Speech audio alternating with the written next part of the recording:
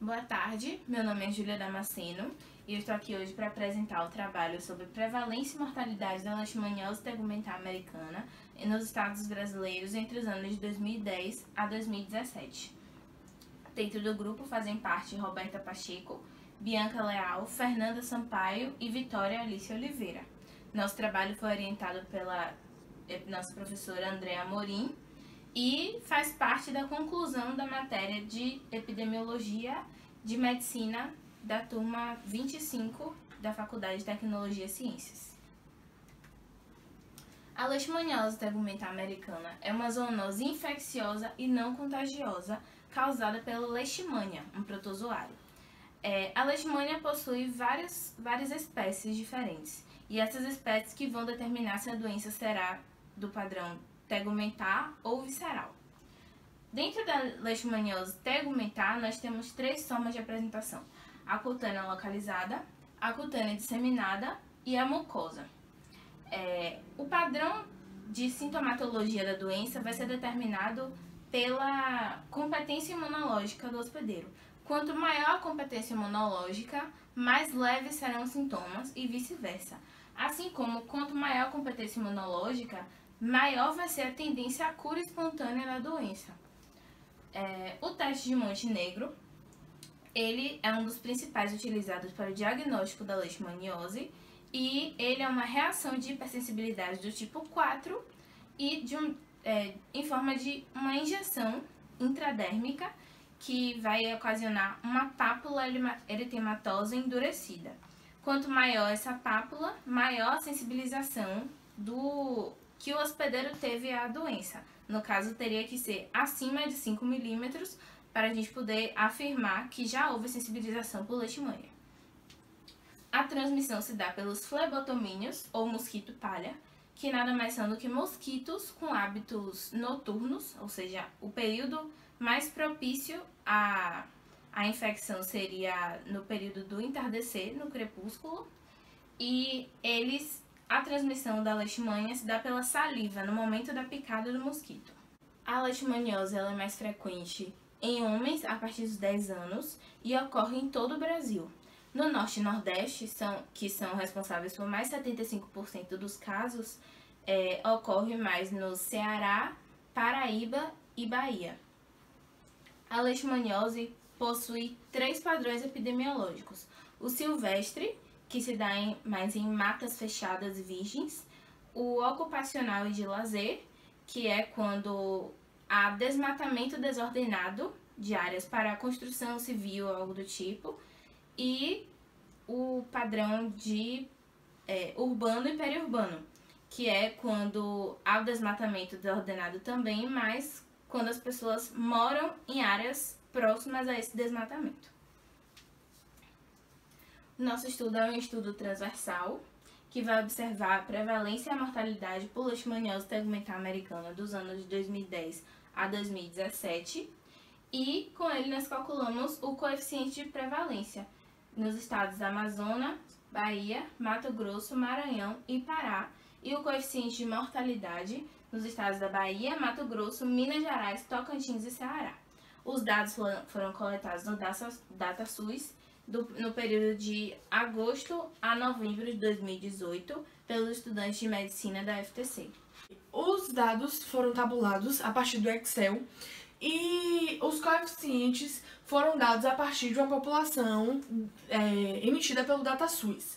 Após isso, foram feitas as tabelas de caracterização da amostra, coeficiente de prevalência e coeficiente de mortalidade. Nossos resultados foram tabelados de acordo com 4 tabelas.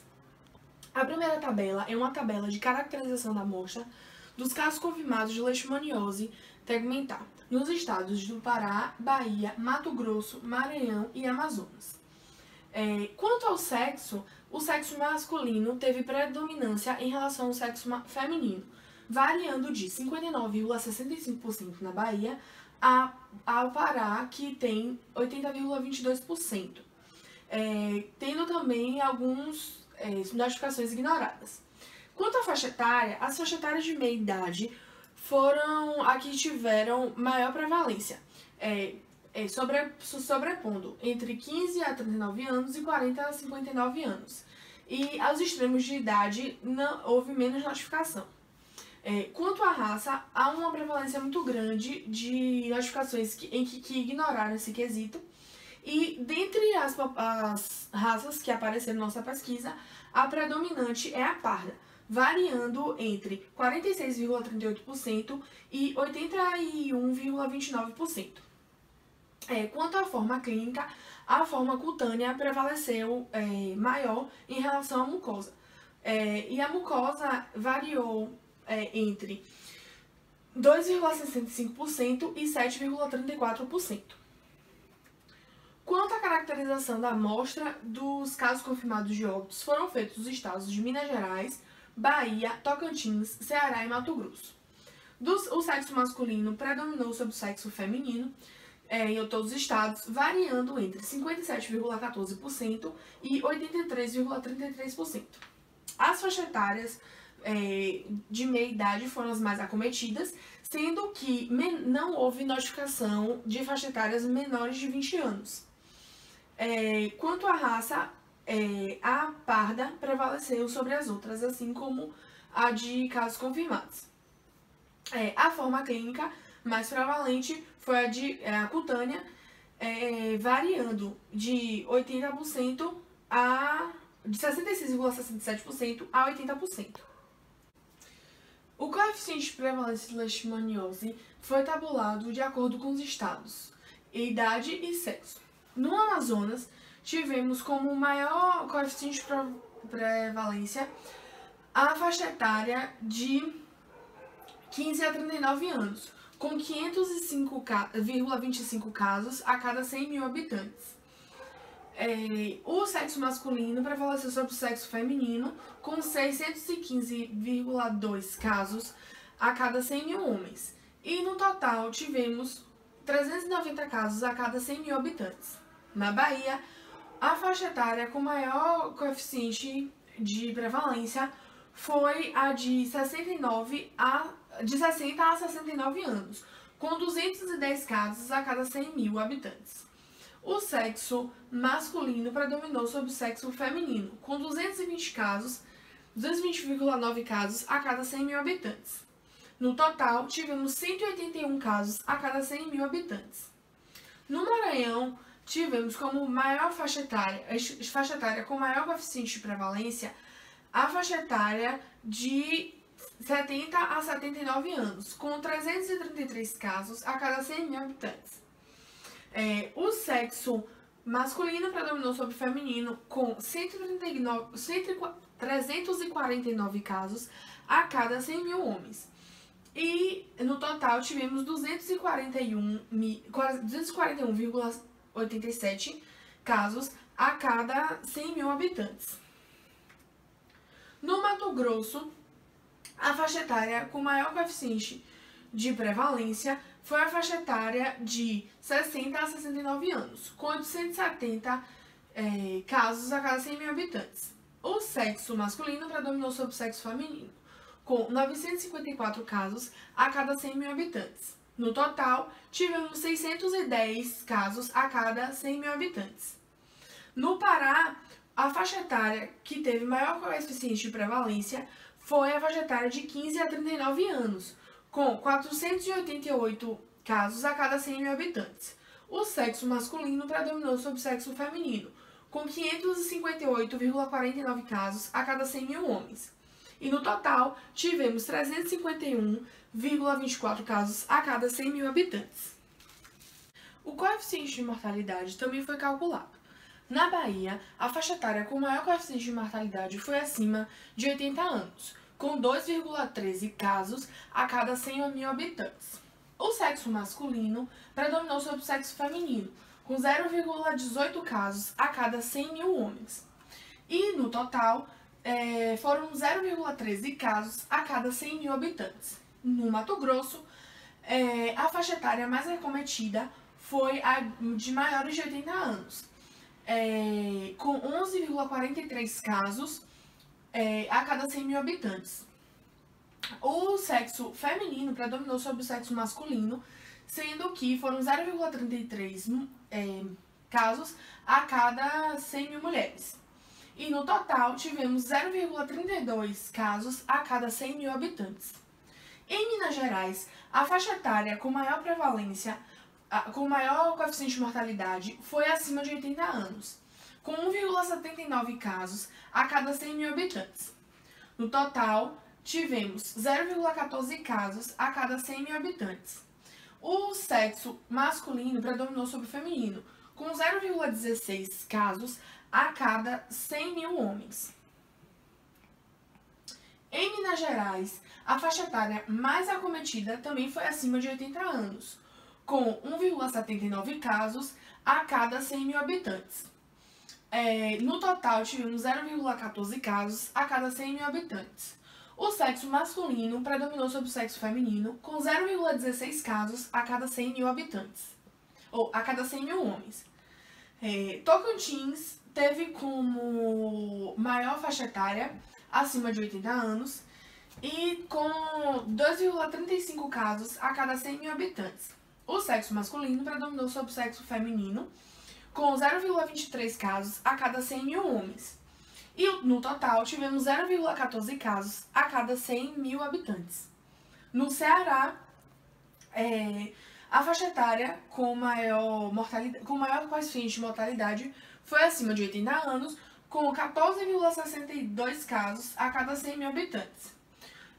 O sexo masculino predominou sobre o feminino, com 1,48 casos a cada 100 mil homens. E no total tivemos 1,03 casos a cada 100 mil habitantes. O Brasil é um dos países com maior número de casos e está entre os 5 países que correspondem a 90% dos casos de leishmaniose no mundo. E esse alto número de casos está intimamente relacionado com os hábitos dos brasileiros. Seja pelo trabalho da agricultura, que faz com que indivíduos vão até a mata, onde está o vetor, ou pelo desmatamento, que aumenta a proximidade das casas das matas, e também pela questão dos vetores peridomiciliares, que está relacionado tanto com a proximidade das casas das matas, quanto da domesticação de alguns animais, como galinhas, gatos, cães e cavalos. Por esses motivos, há uma dificuldade de controle dos vetores, que está sempre próximo às casas ou na área de trabalho dos indivíduos. E há também uma dificuldade de controle do vetor pela pluralidade de espécies. A notificação compulsória também foi discutida no nosso trabalho, pois ela é de extrema importância para a avaliação da evolução da doença, avaliação das medidas de saúde e como elas estão afetando no número de casos e na mortalidade. A notificação compulsória, de acordo com o nosso artigo, foi subnotificada. Nós podemos observar que vários itens da descrição dos casos foram ignorados, evidenciando ainda mais com o descaso com a notificação. As variáveis de sexo e idade foram alvo da nossa discussão, pois ainda há uma prevalência do sexo masculino em idade laboral por conta da movimentação de trabalho na agricultura. No entanto, essa mudança sociocultural e socioeconômica tem feito com que aumente-se os casos de leishmaniose por causa peridomiciliar. Então, há uma mudança do perfil, onde há uma crescente do acometimento de mulheres, crianças e idosos. E nosso trabalho também discutiu de por que há mortalidade, já que algumas literaturas trazem que a evolução natural, o curso natural da doença, da leishmaniose tegumentar, não causa mortalidade. E desenvolveu essas 3 teorias. A primeira está relacionada com a toxicidade da medicação. O tratamento da leishmaniose é feito através de remédios que causam toxicidade hepática, renal e cardíaca, fazendo com que muitos desses pacientes levem a óbitos por conta dessas questões. A outra hipótese é por conta do despreparo que há da equipe de saúde em diagnosticar. Então, o paciente, quando chega a ser diagnosticado sobre essa doença, está num processo evolutivo muito alto. E a terceira hipótese também está relacionada com esse descaso. Porque o que acontece? Como os remédios para o tratamento da leishmaniose tegmentar têm esses efeitos tóxicos, o paciente com leishmaniose precisa ser acompanhado durante o tratamento. E o despreparo faz com que esse acompanhamento seja feito de forma inadequada. Com a considerações finais, nós trouxemos que a leishmaniose tegmentar ainda é negligenciada pela saúde pública. E isso é observado tanto pelos coeficientes de mortalidade que encontramos, quanto pela falha da notificação da doença.